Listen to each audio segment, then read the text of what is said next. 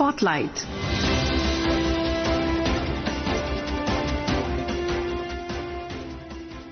This is Akashvani. In the program Spotlight, now we bring you a discussion on understanding the impact of low inflation on GDP growth. The participants are Shishir Sinha, Economic Analyst, and Lalima Aneja, Anchor. The Consumer Price Index, CPI-based retail inflation inched up to 0.71% in November from a record low of 0.25% in October. According to the RBI, the minimum inflation in India should be around 4%, if I'm not mistaken. My expert will clarify that. And US has pegged this at minimum of 2%. Now, the million rupee question, yes, I'm deliberately saying the million rupee question is, Shishir, can low inflation give more money in the hands of customers and therefore encourage spending? Well, for everyone's information, we are now joined by Shishir Sinha ji, senior journalist. Thank you very much. So first of all, when we talk about low inflation, it has what we call as the mixed bag. Of course, there are a lot of positives. Everybody is very much happy. Oh, inflation is very low. Yes. But we also have to think about the producers. But before that, I will just talk about the consumer. So when we say inflation is low, and when you say number, the headline number is 0.71% for the month of November, it is slightly higher than 0.3% of the October. So that means the inflation is rising. But still it is less than 1%. That means the consumers will have to pay less for various goods, various services. And retail inflation basket has both goods as well as the services. But at this moment, what we are seeing that the items which are essential in nature, there the prices are not increasing, there the prices have gone down, like vegetables. Vegetable prices have come down, cereal prices have come down, pulses prices have come down, spices prices have come down, but there are some items like edible oil where we are seeing some kind of increase, where there are item like egg where we are seeing some kind of increase. And of course during the winter we have always seen that the prices of egg, meat and fish will go up. But net, the food inflation is in a negative zone. That means a consumer for the essential expenditure has to pay less. This is one positive aspect. But the negative aspect is for the gold and silver, which is part of not essential item, but somehow it is more like an essential thing for Indian households. They need to buy it. So when you say inflation is up mainly because of gold and silver. So when we talk about retail inflation basket, there is one component which is called personal care and effects. And that include gold and silver. So if you take out gold and silver from the inflation basket, the inflation number will be in negative zone. So for a retail consumer, for an ordinary consumer, he will be very happy that inflation is less. That means we have to pay less. Please connect this with what happened in the budget. In the budget, the government announced that there will be no income tax for income up to rupees 12 lakh. And for the salaried person, up to rupees 12.75 lakh. That means you will have some money in your hand. Right. Then another big announcement was made in the month of September, with effect from September 22, when the GST rate reduction was implemented. Right. So that means you have money in your hand and you also have to pay lesser price for the commodities. So these are something which what we call as the positive from the inflation number. Now what is negative for? Negative is the producer. The producer will say that why I should produce if I'm not getting the price, if I'm not getting more than what I should get, expectation according to the expectations. Should he not be, sorry to interrupt, should the producer not be happy with the sale of volume? See, the sale of volume will have some impact, but not immediately. It will have impact after a certain time. Right. Also, we need to remember that when you have additional money in your hand, first you try to think about how much we can have on the essential items where you do not compromise. Correct. The second expenditure is what we call as the utility bill, like you are paying for electricity, you are paying for water, you are paying for transportation. There is no reduction. So these two components is completely out of the picture. Now we are coming to the third component, which is called as the discretionary expenditure. That means a consumer has to buy, say, TV, a consumer has to buy, say, car or a scooter or something like that, or any electronic appliances. If he has to upgrade his mobile phone, so he has some money in the hand. But these expenditures are not something which is happening on a very regular frequency. Not a recurrent expenditure. It's once in a Exactly. lifetime. You buy a television set for 5 years, for 4 years. You buy a mobile handset for 2 years, for 3 years. So there the producers are saying, okay, in the month of October we had a very good sale. But will this happen in November? So even the inflation is low, but consumer has already utilized that things. That means the producer will have to wait for some time so that the consumer can come again and buy the product. So producers are not very happy, one, because they are not having good profit margin on that. And when they are not having good profit margin, that means they are not in a position to invest further in their production thing. So demand is there, but are the producers are in a position to invest more? I mean, there will be some question on that. So this is the dilemma, that whether the low inflation is good or bad. So low inflation, by the term itself, it seems very good thing. Yes, Everybody will be very happy.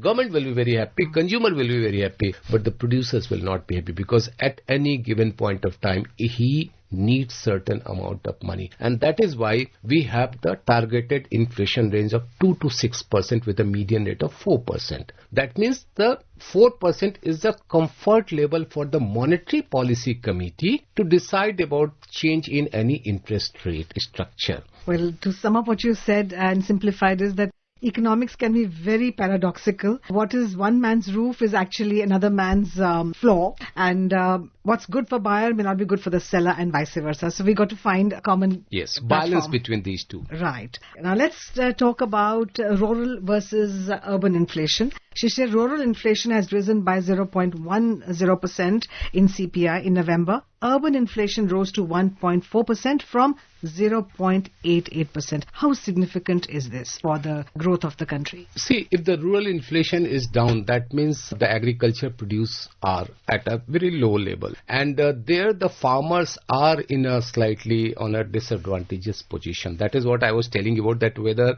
the producer will be happy or not. So 0.1% in rural area, that means the agriculture produce are being sold at a lower price. And you must have observed in the market, cereal prices are down. The rate of inflation for cereal is just 0.1% in the month of November. And if you talk about vegetable, it is again in the negative zone, I think 22%, something like that. That trend we are seeing in the inflation. In the terms of vegetable, pulses are again in the negative zone. And that is why you are seeing this kind of change, that the 0.1% inflation for the rural area. But when you talk about the urban area, where the rate of inflation is 1.4% in the month of November, as against 0.88% of the October, mainly it is because of the personal care. Again, I am talking about gold and silver, and also about some of the services like education services or the health services, where we are seeing some kind of increases there. That is why you are finding so much gap between the rural inflation and the urban inflation. Shishir, this time we've had a very good agricultural produce.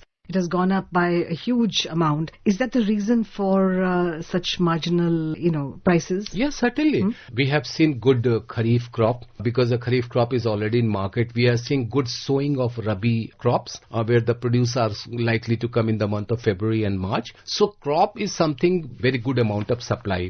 So when the supply is higher, certainly the prices will be lower, and that could be reason why we are seeing inflation in rural area at a low level. At what point does low inflation become a sign of weak GDP growth? In India, inflation is currently at 0.71%, but GDP growth is 8.2%. Is there a contradiction, or you find a match somewhere? See, when we talk about the GDP number, we take two GDP numbers. One is called real GDP growth rate, and the another one is called nominal GDP growth rate. The real GDP growth rate means that the total value of goods and services produced in a country minus inflation. That in technical term we call it as a deflator. Deflator is a combination of retail inflation as well as the wholesale inflation. So in a simple way I would say that when the inflation is factored, it becomes nominal GDP, and when the inflation is subtracted, it becomes real GDP. So the headline number which you are seeing is the real GDP number, which is the 8.2% for the quarter second, which is the July to September. And if you can remember, the first quarter quarter number was 7.8%. And for the year as a whole, earlier the projection was between 6.3 to 6.8%. Now we are going to have more than 7%. As the Chief Economic Advisor, Veeranta Nageshwaran, had said that. Many of the agencies have also upped it. So when you are seeing that 8.2% GDP growth rate and when you are seeing that inflation at 0.7%, that is the statistical thing which we need to understand. And there the nominal GDP growth rate is 8.7%.